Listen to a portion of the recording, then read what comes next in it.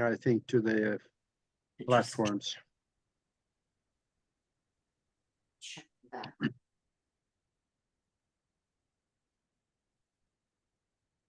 Welcome, everybody, to Broadcast Team Alpha, where we bring you cutting-edge conversation while exploring the quantum possibilities. And I almost explored the quantum possibilities tonight with Augie and our esteemed guest, Father Castle, from the other side, which is a whole different story. So I am very grateful to be here. And I have to tell you, my experience that happened over the past 2 weeks has made me so much more deeply intrigued into what Father does. And I think you guys are really going to enjoy it. If you have any questions, please put them in capital letters in the chat room so that I can see them. And if they happen to scroll past, go ahead and put them in again. And you guys know where to reach us, broadcastteamalpha.com. We do meet on Sundays for the Mastermind Connection, where we get together and we do something of a spiritual think tank, where we visualize the beautiful things that we want to see in the world. And in a meditative state, we just go into the feeling of that. Some people call it meditation. Many of us call it prayer. Some people call it whatever they want to call it, but we do it, and quite miraculous things have evolved as a result of that. So you can send us an email right from our website, broadcastteamalpha.com, or the long way is send an email to the Mastermind Connection, all one word, at gmail.com, the Mastermind Connection at gmail.com. Augie, I'm so excited. Please tell us about Father. This is going to be good because we have Nathan Castle with us. And he is, I think we should call him Father, or maybe just Nathan. But then again, I also see on his website that he is a friar. And I am not sure exactly of the title, what it means. So I'm going to stay on the safe side and use the two first ones. And he is an author, and for those of you that like to surf the internet while you listen, here is his website where you also can find his books, and that is nathan-castle.com. nathan-castle.com. And yes, he has written several books. It's a series of 3 of them that is called Afterlife Interrupted. You'll also find it on Amazon and probably a few other places. And I also saw on Amazon, he's got another book that we haven't talked about this, but it's En Toto 2. And there is a question that I'm going to ask later on. Does dogs go to heaven too? I'm going to ask that question later on, and maybe I can get some smiles out of that one.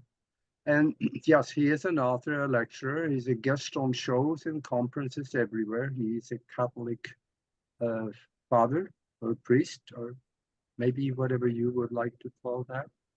And because we are eternal spiritual beings, he has made his mission to help people who feel stuck, either on the earthly side or in the afterlife. Yes, and that is so they can experience freedom on both sides. Freedom is such a precious thing because most of us has never had it. Living under government, we don't have any. But there is freedom, and it comes through the mind and spirituality. And that's where I think we're going to go with a lot of this show. And he also helped people cross over. And also after they cross over, to find the way home. Because maybe some of us has figured it out already. This is not really our home here. We are spiritual beings first. So I've talked enough, and welcome to the show there, Father Nathan. Welcome. Great Father. to be with you. Thank you for having me. It's so exciting to have you here. How did I mean, a lot of priests, take the usual trajectory and help people on this side of the veil, but it seems to be that your specialty is really helping them on the other side of the veil. And I find that so interesting for someone. I've been a hospice nurse and a burn trauma nurse, so I've been with so many people who have died that I often wondered, is there a gap? Do you get lost? Can you get stuck? What happens? So, but before you tell me that part, when you were younger or in your family, did you see that this is where you were heading to where you'd be sitting here today telling us about this? Well, I couldn't have predicted the internet or that I would have a podcast too. And there's a lot of things about my life that I didn't see coming. But I was raised in a Catholic home in Southeast Texas. I was born in 1956. I was I had the great good fortune of having parents and grandparents who lived next door, and aunt and both of my aunts were Dominican sisters who taught first grade. They belonged to the same order I belonged to. So I had lots of adult guidance. I went to Catholic school also and had a great experience of it. It wasn't just about rules and regulations, but they were teaching me a cosmology, Mm. an understanding of why I'm here, what's most important. I understood at a very young age that I was both temporary and permanent in different ways at the same time.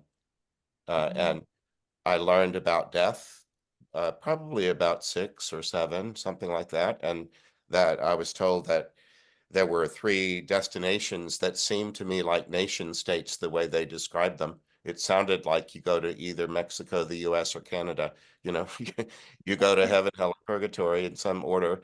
And it seemed to me that most people weren't perfect and most people weren't horrible, that it seemed like most people would be somewhere in between with an opportunity to continue to grow and heal or change, evolve. So that started for me at a very early age. That's interesting. That's interesting. And in one of your last videos I listened to, um, people do find a place where you said in your video where they feel like they need to purge, where they need to become clean. And but that's not the Catholic purgatory that we're talking about. So I just wanted to kind of clear that up. Let me first not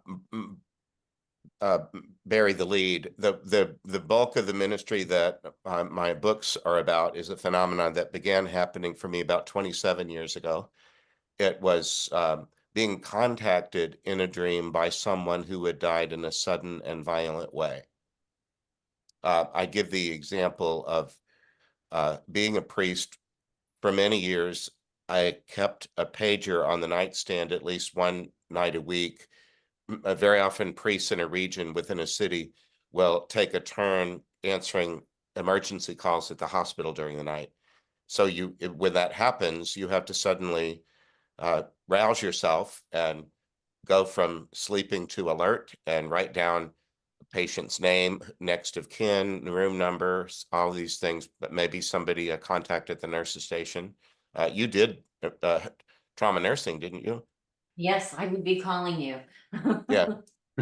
So the first time that it happened, in this, it felt that way, even though it was just a dream, but it was not a normal dream. It was a contact dream. Somebody was contacting me who had burned to death on the radiator of an old car from the 50s, the kind with fins and lots of chrome. And I knew in an instant that I was being contacted. And so I sat up and wrote down what I saw, said a prayer to the person, and promised that I would figure out how to help them. And that's how this all began all those years ago. That's amazing. And how did you, what came next? How did you know how to help them? Like, how did that, what was the next step? Well, you're an accomplished person. You probably have sometimes faced things that you weren't sure what to do about, but you just break the big problem down into smaller parts. Um, so I got with a partner. I was on a retreat. I got with a partner who I knew had spiritual gifts, who was on the same retreat.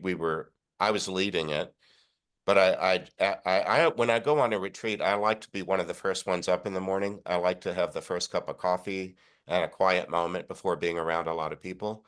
And she did the same. And so I just said, something's happened during the night. Someone has contacted me. Could we find a moment to go into prayer and discern what this is about? And she was a very gifted person that I thought would probably be able to help. And she did help. She said, we go into what I call protected prayer. I don't go into these spirit realms just wandering about.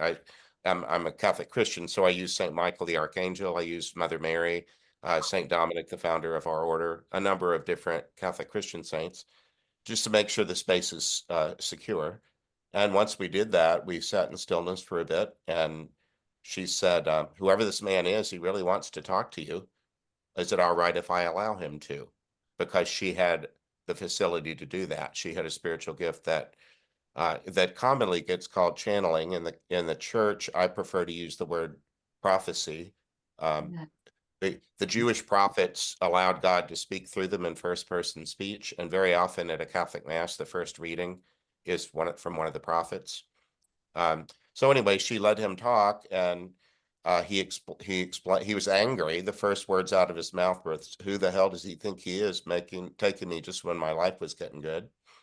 Um, when we got a little deeper into the conversation, I learned that he died in 1960 when I was 4 years old. He was 21. He accidentally burned to death. But he had been taught that the reason people die is because God takes them. Ah, And so God was something of a body snatcher. So see. he didn't want any part of God because God had set him on fire. That idea. Oh boy. So then there's a big gap of time there, right? There is. And I asked him about that. This happened in about the late 1990s, maybe 1998 or somewhere along in there. And I asked him, what have you been doing all these years? And he said, nothing much. He was from rural Georgia. Um, I'm from Southeast Texas, and I can put on the accent easily enough. It's kind of native to me. Um, uh, we asked him, what is it that you want of us? How can we help you? And he said, my wife, she's an old woman now, and she's dying of cancer, and I want to greet her when she crosses, but I can't the way I am. So he died at 21. They had gotten pregnant their senior year of high school, married, and the child was a year and a half old. They were renting a small house with a detached garage where he had started an auto repair business with his best friend. And that's where he died, in that garage. So he explained that she had married again, married a lawyer, and moved to South Carolina. But now she's got cancer and she's dying, and I want to greet her, but I can't the way I am. So that was our task. Oh my goodness, and that's beautiful. And then how does that transformation happen? Does it happen with prayer, or is there a prayer team, or how does? No, it's funny. I've done more than 600 of these, and his was the only one that took us several sessions because we were, finding our way along. And he needed immediate help. He isolated as thoroughly as he could when he died angry. And so he had not received any help in the afterlife because he was not open to it. What I've learned, I use Catholic language because it's what I know. And he spoke about his guard. He said, there's a guy who sits over there in the corner and doesn't talk. And I thought, well, that's your guardian angel. They don't go away. They stay with you as long as they're needed. And, Yeah. and it turned out that, we needed to get him circulating because he had isolated by himself. So I said, well, don't you think we need to, and I reminded him that cancer has its own schedule and we can't dawdle. I'm going to have to hurry you to help to serve you, and you're probably not going to like it because most people don't like being hurried. And I said, anytime you want to stop, we'll stop. But we worked our way through it over a period of about 3 weeks. I think 4 sessions total, and I just really I got him to invite his father to come for him to go for a walk. Just so Beautiful. he could get up and moving, because I said, she's not going to come to you in all likelihood. You're the one that's going to have to get up and move. So why don't we get you moving? So he didn't know his dad very well. His dad died when Ray, the man's name was only 10 years old. He said, I was a little afraid of him and didn't know him that well. He died in the war. And I said, is Vietnam? He said, no, Korea. So I asked him after his dad came for him. I asked him how he knew about God at all. He was mad at God, and he said it was his mother who had him kneel next to the bed, and she beat him while he prayed. So I asked him, now, would you have beaten your son had you gotten to raise him to adulthood? Well, he said, of course not. Well, why did your mother do that? I don't know. She just did. So I said, well, maybe you learned a little thing or two about God that wasn't exactly right from the mom who beat you while you prayed. But in the end, Yeah. that story is all told in the first of the Afterlife Interrupted books at great length. But in the end, I just said to him, you know what, you act like a caveman when you talk about her. Like if you had your way, you'd grab her by the hair when you see her and you'd pull her into your cave. I think you need to be more of a gentleman than that.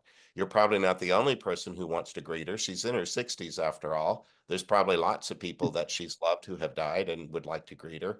So get yourself ready to be one of a small group, and just be Yeah. a gentleman about it.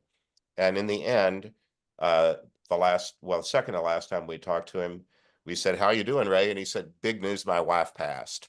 I said, oh, well, tell us all about that. And he said, well, it was a little like you said. There were just a few of us, not too many, but I was there and I got to greet her, and you'd have been proud of me. I was a perfect gentleman.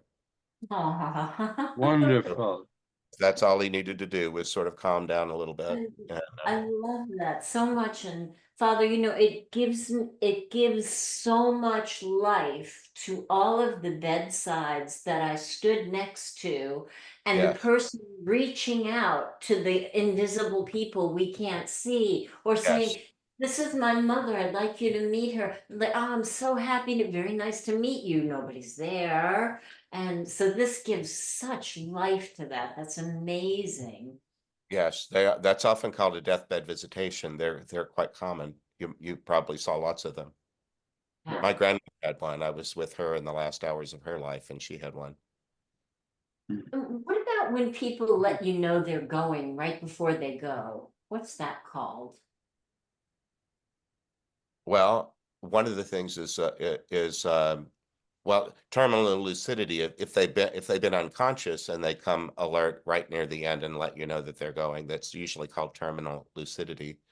I had that with a 39-year-old policeman who was in a coma for the last several days of his life. And I was with him right at the very end. His wife had gone out to get a cup of coffee, and he sat up in the bed and said to someone other than me, no, not yet. I want to talk to my wife. So I got in his line of sight, and I was wearing a black collar, the Roman collar of a priest. And I said, you stay right there. I'll go get her. She's just out in the hall. And he died within 10 minutes, but not until he saw his wife. I love that. Oh, man. Yeah.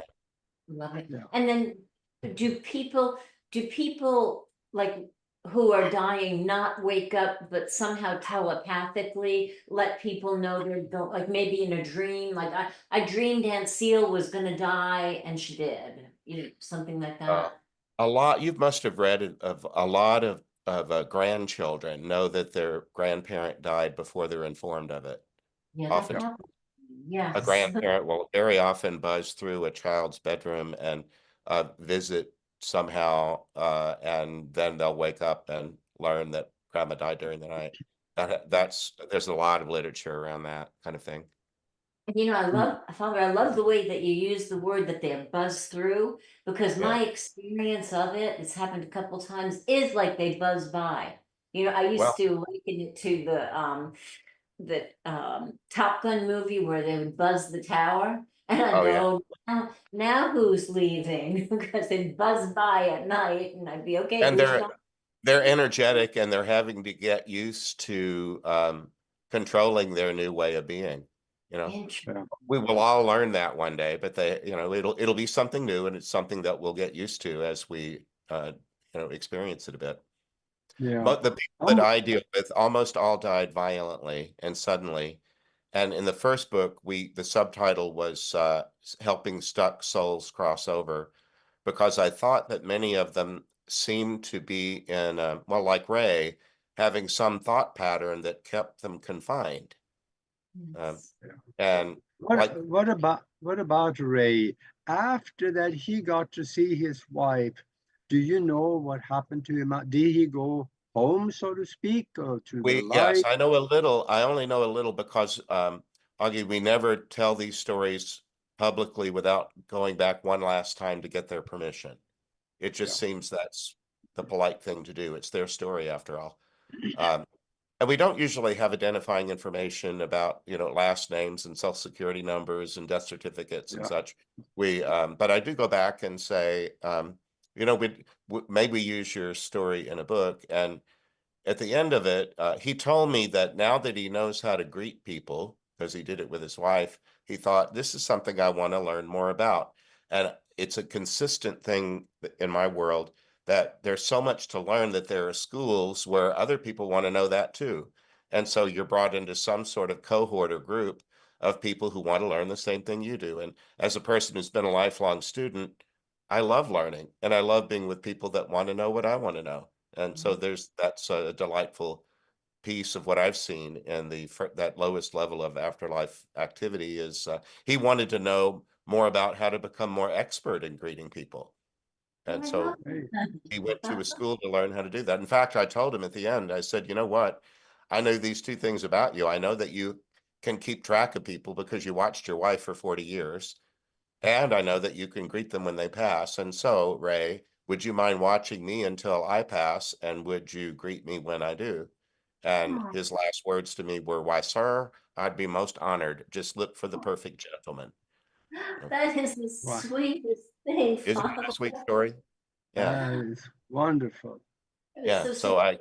whenever that day arrives, I expect to meet face to face with Ray, the perfect Yeah, gentleman. Oh, goodness, I bet he'll have a little yeah, too. Um, Father, when people are jettisoned out of their body traumatically, this is what I always worried as a nurse. Yeah. Did it hurt? I'm glad you asked that because I hear over and over again people say things like, I was in the car accident, my body flew through the windshield, but I wasn't in it at the time. okay. Or you're a burn nurse, and I'd like to tell you the story of what I call Lucille Calm Under Fire. She died in one of those wildfires that go Uh, through a whole neighborhood. And she said, it's true that my body burned, but she was curious about the physics of wildfires running through a neighborhood. She said, when they get that hot and everything, all the trees are on fire, it feels like the sky is on fire. Can all the oxygen go away before the flames even get to you? And I said, well, that's a good question. You're just asking the wrong person. I don't know if that's the way they work or not. But she said, well, the reason I ask is because I died in a wildfire in my home, but I never smelled smoke, I never felt heat, and then it was never burned. Mm. Amazing. She said my body burned later, as did everything in the house, but I wasn't in it at the time. That's amazing. Well, I can understand that why they wanted to leave because burning is the worst way to go. I would think so.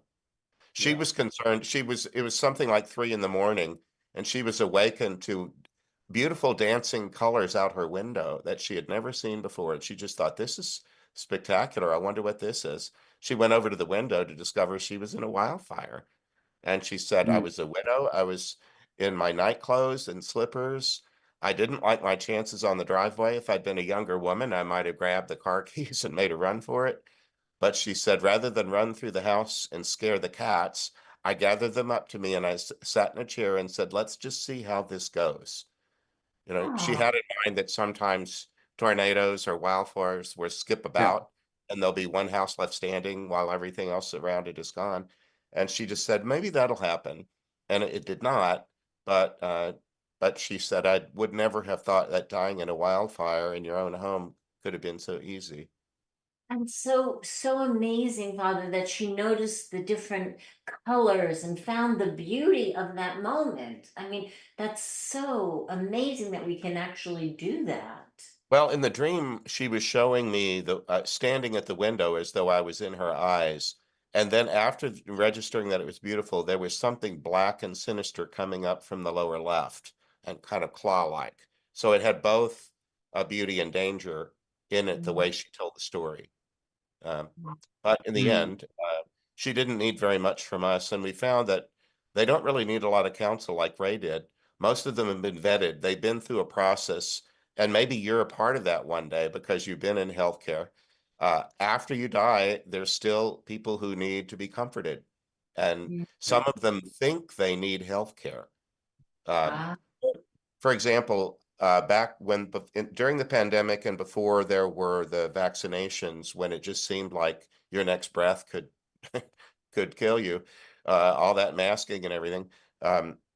We dealt with a man who died suddenly, and the guy who greeted him was his uncle, no, it's his cousin Arturo, who was an emergency med tech. And he said, Earth is sending us way more people than it normally does because of this contagion. And he said, Yeah. some of the people who get it, who die of it, they get feverish and they go unconscious and they pass in their sleep. But others die gasping for their last breath. And as they leave the body, they keep gasping. And so the kindest thing that you can do for those is to give them oxygen. Put a mask on them and let them know that we're here and we'll help you breathe. And then gradually you help them realize that they don't need this anymore. But for a little while, that was the best, kindest thing you could do for them. Take the panic away. That's beautiful. Yeah. So tell us the name of your books again, because I'm all ready to go to Amazon. Well, the first one, they're all called Afterlife Interrupted. The first one I didn't know was going to be book one, but it became book one. It's called Helping Stuck Souls Cross Over. The second one, we kept the same branding and graphics, but we kept the phrase helping, but we crossed out the word stuck because we really felt like many of them weren't stuck. They were just in the most appropriate place that had everything they needed. And then this most recent one came out last December, and it's called Afterlife Interrupted. Please let me explain. Sometimes, especially when we go back a second time and ask them permission to use their story, some people are just so eloquent. And I think Lucille was the story woman I just was telling about. So there's 3 of them. They're all on Amazon, and they're either paper books, they're e-reader books, or they're Audible. And the audiobooks, I voiced them along with the prayer partners who actually took part in the session that we're describing, wherever that's possible. That's beautiful. Okay. All right. I see now that we are down at the bottom of the hour here, and I want to remind you that joined us late in the show. We are talking with Nathan Castle. He has written several books, quite a few books, and one of them is a series that's Afterlife Interrupted. There's 1, 2, and 3. Yeah. And it's very interesting conversation going on here. So stay with us on this one because you might just learn something. Before we started, I promised I was going to ask him a question. And that is, does dogs go to heaven too? Or what about animals? Yes. I know there are animal communicators, and there are people out there say that they can see animals. But what about in a spiritual sense? What do you know about that? I would answer that in 2 ways. I'm a member of IANS, the International Association for Near-Death Studies. We just had our international convention in Phoenix, just up the road from Tucson, where I live. There were more than 800 of us there. And there were some animal communicators in a booth right next to mine where I was selling books. There are a lot of anecdotal evidence of people who had near-death experiences who came back into their body after being out of it for a time, who saw beloved pets while they were out of body. I have a friend named Jimmy Aiken, who in Catholic circles is very well known. He calls himself a Catholic apologist and paranormal investigator, and he's just brilliant. Oh. And I'm very educated in Aristotle and St. Thomas Aquinas, and a lot of the Catholic Catechism is based on Thomas Aquinas. And Aquinas argued, Jimmy Aiken would say that Aquinas would say, how's that? That it's an open question, that there's not a doctrinal definition in the Catholic Church as to yes or no about that. And St. Thomas muses that it could be possible. So I hold out hope that I will see beloved animals that I have loved. And I was taught in first grade, the nun that was teaching us in first grade asked that question of us, and she said, let's think this through, children. Isn't it true that heaven is that place where God provides everything we need to be completely happy? And we said, yes, sister. And she said, well, if you had a pet that you love very much that had died, and you felt like you needed to have them so that you would be completely happy, wouldn't that mean that God would have to provide it? Said, yes, sister. So she used to use a little logic with us, and so that's the way I hold out hope that I will be reunited with animals that I have loved. I'm right there with you. And so what about the Wizard of Oz? Oh, I'm glad you asked. I know the backstory, so I'm not going to spoil it, but Can you I- see on the wall behind me that picture with the dog in it? Mhm. That's a blown up cover of that book, which is called En Toto to The Wizard of Oz as a Spiritual All right. Adventure. In fact, I'm going to be in Branson, Missouri the week before Thanksgiving, giving a Wizard of Oz based retreat. You might know that the film Wicked is premiering on Thanksgiving, and it's getting there'll be a very large promotional budget in advance of it. So the Wizard of Oz will be back on people's minds because they're going to be reminded of this blockbuster film. So I'm going to be doing a retreat in Branson, Missouri the week before Thanksgiving based on the Wizard of Oz. Do you know the work of Joseph Campbell? Yeah. He worked for much of the 20th century on mythology, cultural anthropology, origin stories, epic hero stories. And his big contribution was what he called the monomyth. He felt like underneath all these huge stories that one finds all over the globe is this simpler story that's circular and that has about a dozen elements in it that keep recurring in all of these stories. And The Wizard of Oz is one such. It involves a protagonist who's called away from their normal life. Some unusual thing intervenes. In Dorothy's case, it's a tornado. She ends up over the rainbow. She had just wished that she could get out of Kansas, and a tornado accommodated her. In Campbell's idea, once you're in the new place where you can't go back the way you came, you meet up with allies and a nemesis. If it was on a clock face, you're now around 4 or 5, down towards 6 and 7. There's some sort of battle that could kill you and all your companions. You apparently win the battle, but then once you're exhausted, there's still one more thing you have to do. In the movie, they thought that all they needed to do was get to Emerald City and their troubles would be over. And they were celebrating when Oz says, there's just one more thing. Bring me that broomstick of the Wicked Witch. So then you're off again on yet another adventure. The thing I like about the Oz story is they never intend evil.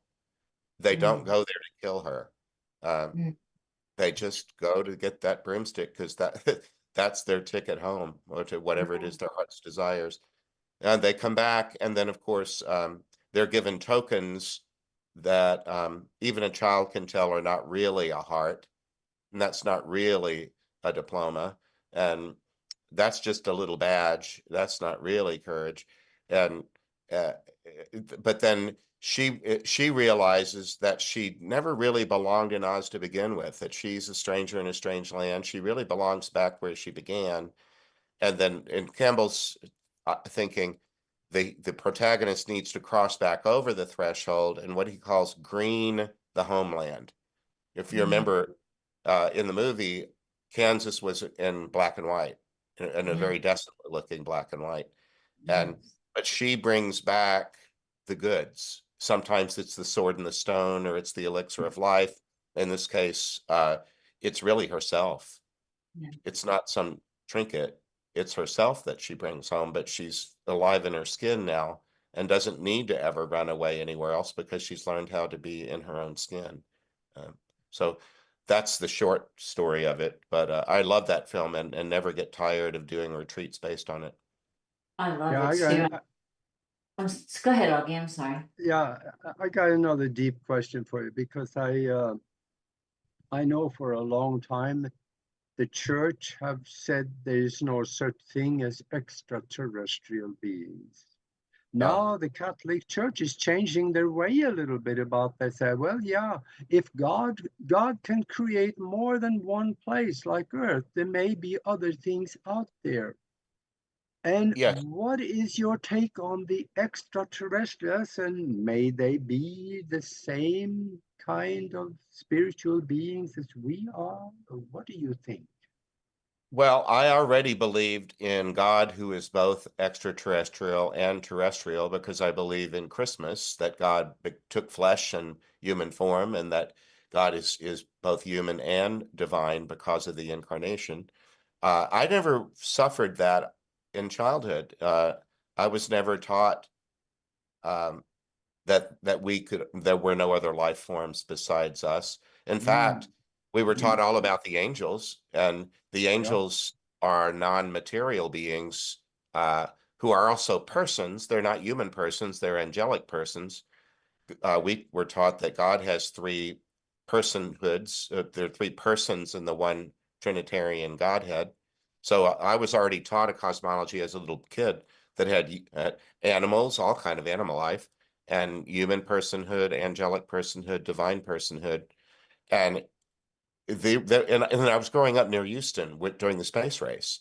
So astronauts were all over the place around us. It was a big part of growing up in Southeast Texas.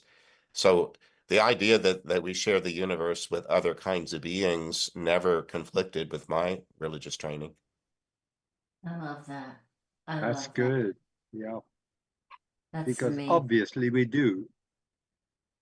Well, It, obvious to some and not as obvious to others, but it wouldn't I would chalk that up to God's enormous creativity. I don't know how anybody can live on this planet and not be amazed sometimes at the variety of life all around us. yeah, My sister and brother-in-law are underwater photographers, and they're always discovering uh, beings that are just so freakish and strange. And some of them, some of them can live inside a volcano, or they can live in battery acid or whatnot. It just seems like there's that life can adapt to all kind of yeah. circumstances that seem so forbidding. Um, anyway, I don't have any problem with that. Yeah, and then we have near-death experiences. People die, they go there and they see wonderful things, and they come back and they talk about it.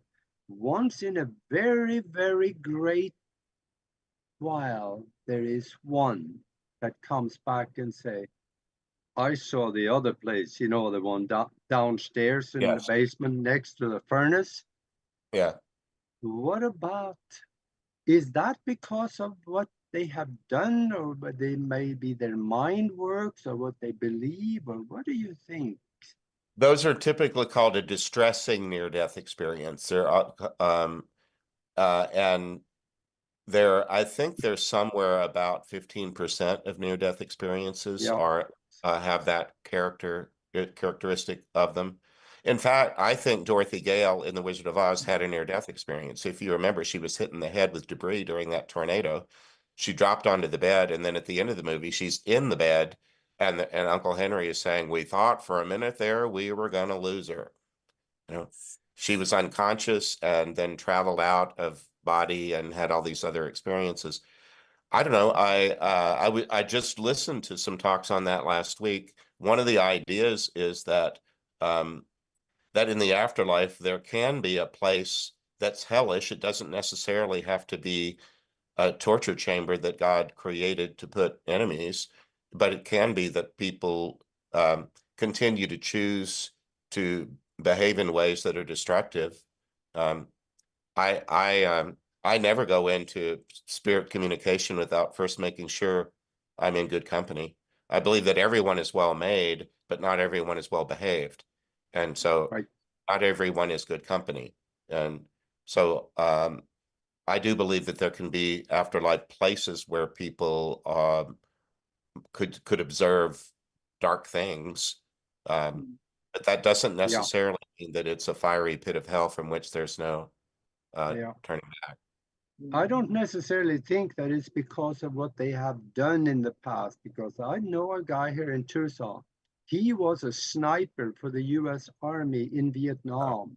Yes. And he had something like 18 or 19 confirmed kills. He shot Yes. somebody, didn't know anything about them. He was Yes. ordered to. He came back and he knew he was going to go to hell when he died.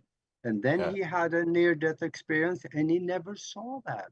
He saw wonderful things. I'm glad to hear that. I worked with the military for a time on what's called moral injury. Are you familiar with that phrase, moral injury?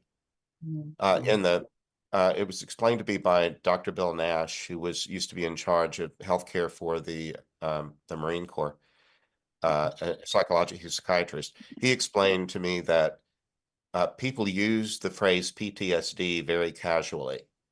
But to get the diagnosis, it can only be given officially by a psychiatrist, and that psychiatrist has to observe 5 behaviors.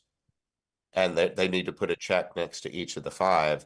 And once that's done, that soldier can get the protocols within the VA that are appropriate.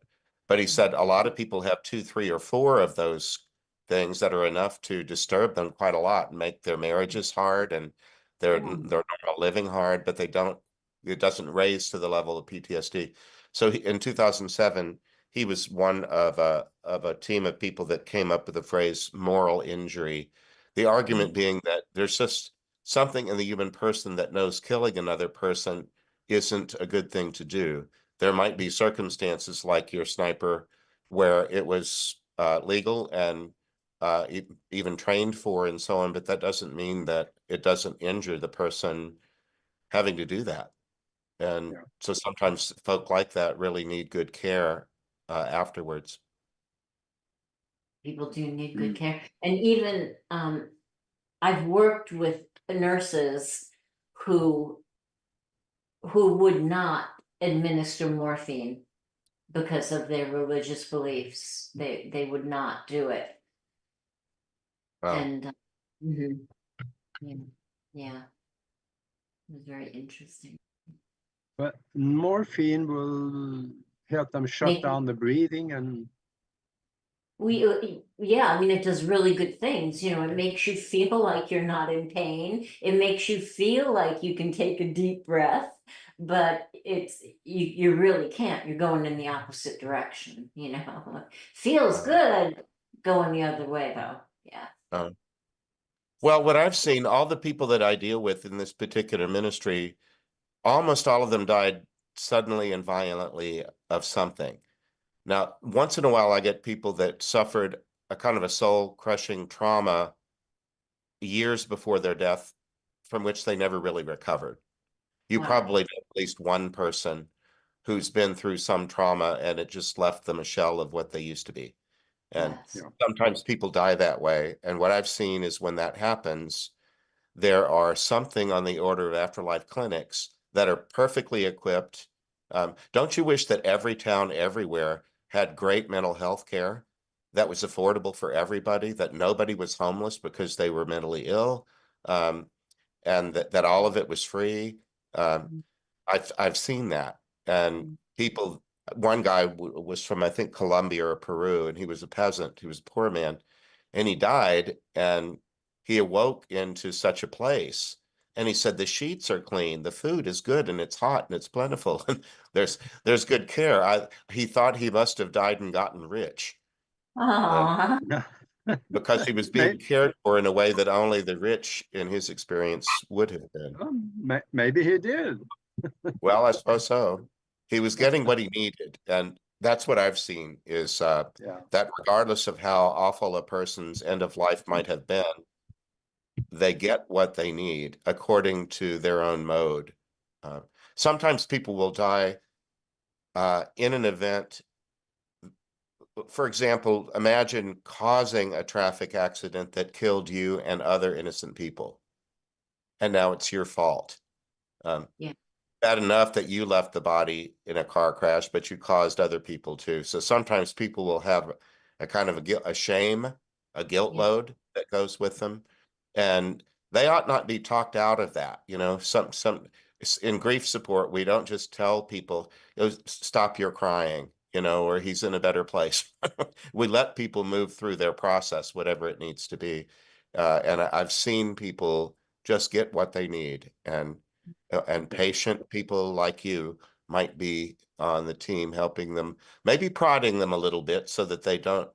Sometimes Mm. people can get in their own way, be their own worst Yeah. enemy, and Yeah. their guardian Well, angel will say, if you persist in believing what's not true, I won't be very helpful to you.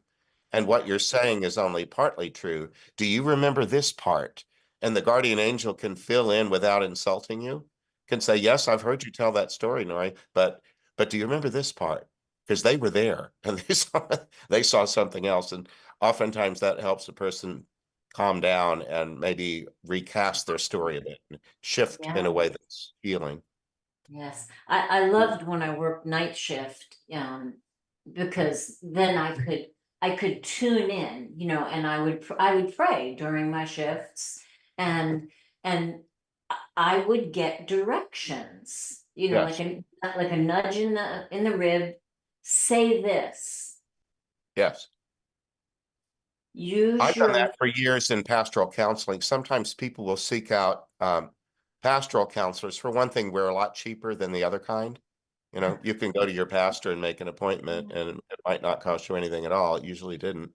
But sometimes people would come to you in pain and then talk about everything except what was important. They yeah, beat all around the bush. And um, once in a while, I would just pray to their guardian and say, "This, your loved one is in pain, and she can't tell me where it hurts."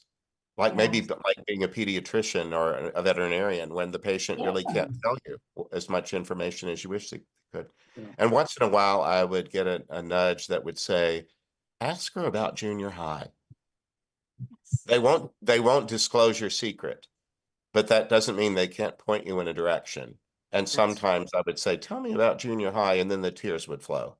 And it turns out that's when the abuse began, or, Yeah. whatever it amazing. was. Well, Yeah. I'm glad that I followed those nudges, because I mean, all of my patients were, intubated and sedated, but I still spoke to them. And Father, I wondered about those people who were left to be a shell of a being, because I was in the trauma unit right at the time when the knife and gun club, they weren't killing people, they were getting expert at turning people into paraplegics. So we had a lot of them. And I often wondered, what is going on inside? What do you need? What could you possibly, what could we possibly give to you that could ease, some of this, whatever torment you may be going through? Yeah. Yeah. There's a lot of mystery in there. And I don't, you're being kind to me. You're inviting me on a show and broadcasting that I'm an expert in something. But it's a peephole. I haven't been given a guided tour of the universe. I just have a little station that I work at with my prayer partners, and I can tell you about that, which is what I do in my books. And it began with love, because you wanted to love. Is that It correct? begins and ends with love. That's all there is. God is Yeah. love, and everything that God created is love. And I just believe we're swimming in it all the time. I wish people knew that. That's that's why I do what I do. I try to help people understand that whatever the external things are that seem so upsetting, remember that you're loved. Yeah. You mentioned the word, what is or who is God anyway? Well, one of the ways I just came from IONS, where 800 people were in a hotel, and people have all kind of ways in which they refer to that. Some just say the divine, others say source. I go to creator a lot because it just makes sense to me to think of oneself as a created being in the universe. There's nothing about me that to me seems like it just leapt into existence all on its own. I think that I was designed and built by somebody that had the A capacity little to do smart, a little smarter than us. very That's for intelligent, sure. and I believe very loving, and I believe Yeah. I'm made of the stuff of God, and so are you, and that we all belong to each other. Again, I follow Jesus, and he used one of his dying breaths to say, "Father, forgive them all. They don't know what they're doing." Nobody apologized for nailing him to a cross. He just forgave them all. And I try to live that way and not make distinctions between one kind and another. But there are prudential judgments that you have to use. I don't pick up hitchhikers, and I'm glad that there are police and laws and so on. But on the other hand, I believe I can still try to love everyone all the time. That's our job. That's I what I got one think. more question, and that is there was someone here heard you were going to be on, and they asked me, ask him, what is your take on speaking in tongues? Oh, well, it's called glossolalia, and I first observed it and spoke in tongues when I was about 20. My experience of it is it's just it's a way of expressing joy that's beyond words. Mhm.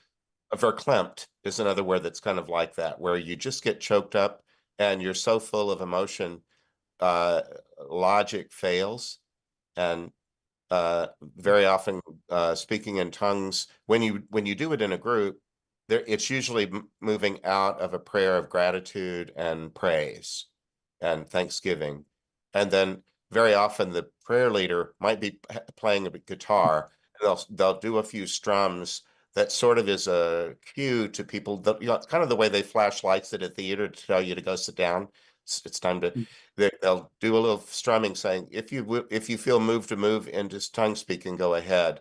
And then it moves through the room and it has a lovely flow about it. You know how on a musical score, the notes go up and down.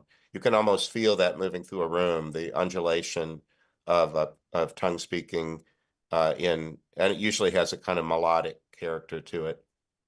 It Yeah. usually isn't about content. It's not messages that are encoded. It's just joy being expressed with verbalizations. And then someone has to be there to interpret. That's a Most different likely. kind. That's a different kind of tongue. That kind. There can be somebody delivering, that's prophetic speech. Somebody Oh. delivers something, and it might be in a human language that the person doesn't speak, or an ancient language, and then the way I was taught, you'll know it's authentic if someone else in the room simultaneously understood it and gives voice to it. So it's a collaboration of a couple of people in a prayer meeting. Yeah. Mhm. What about all of your work is the most important thing that you would like for the whole world to know if the whole world was listening? You're loved every minute of your existence. You're loved right this minute. You're never alone, and you'll always be. There. And sometimes people that are having a very hard life and might have suicidal ideation, they don't want to hear that I'll always be. It's too painful for me to even imagine. Well, I would just say that it gets better, and you're always loved. And if you're feeling that way, please seek somebody out who might be able to lift you somehow or help you out. But I really want people to know that death doesn't define us.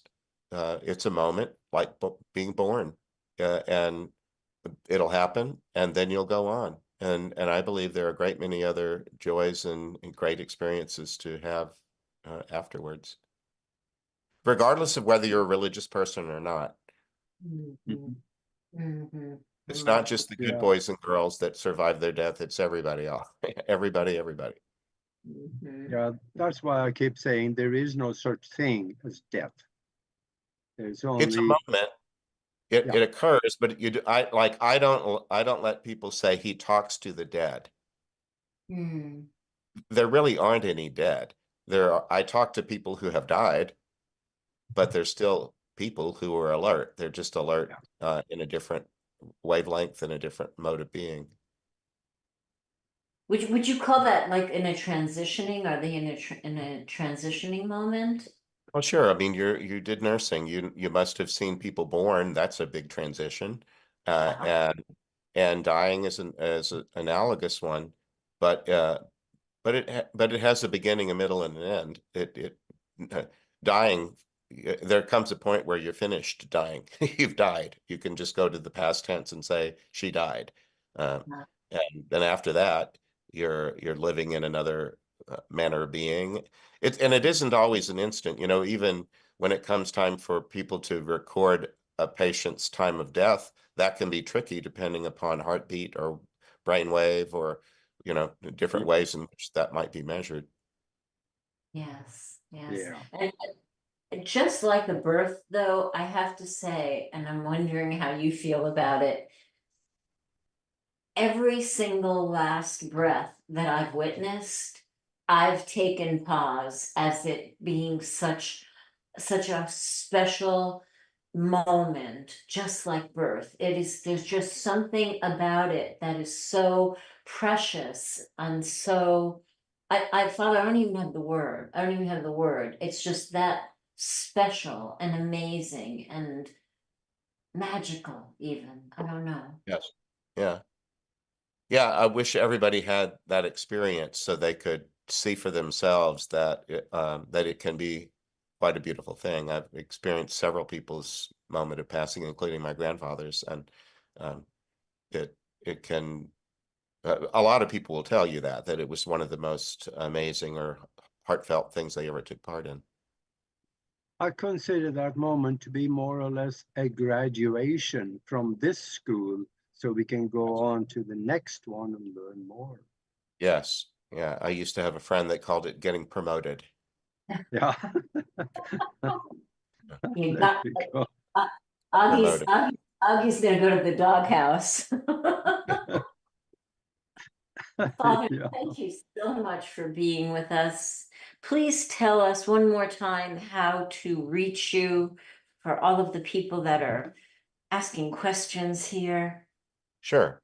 That's my website is nathan-castle.com.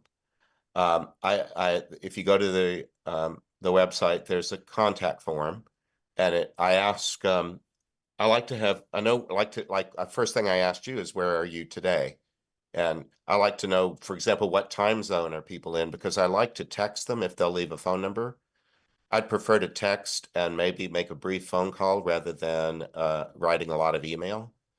And I ask that if people have questions that are related to the work that I do, would you please read one book before you contact me? Because very often the questions that they asked are answered in the books.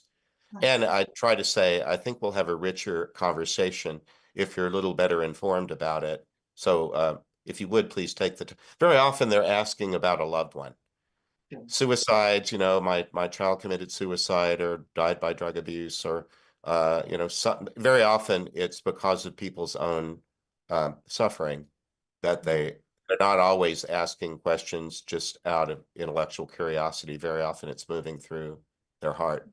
But I'm happy to try to reply as promptly as I can. Just Yeah. email me through the website. It was such an honor and pleasure to Yeah, spend gosh. time with you. Thank you so Well, you're much. doing great work. I appreciate the effort that you put into doing all of Thank this.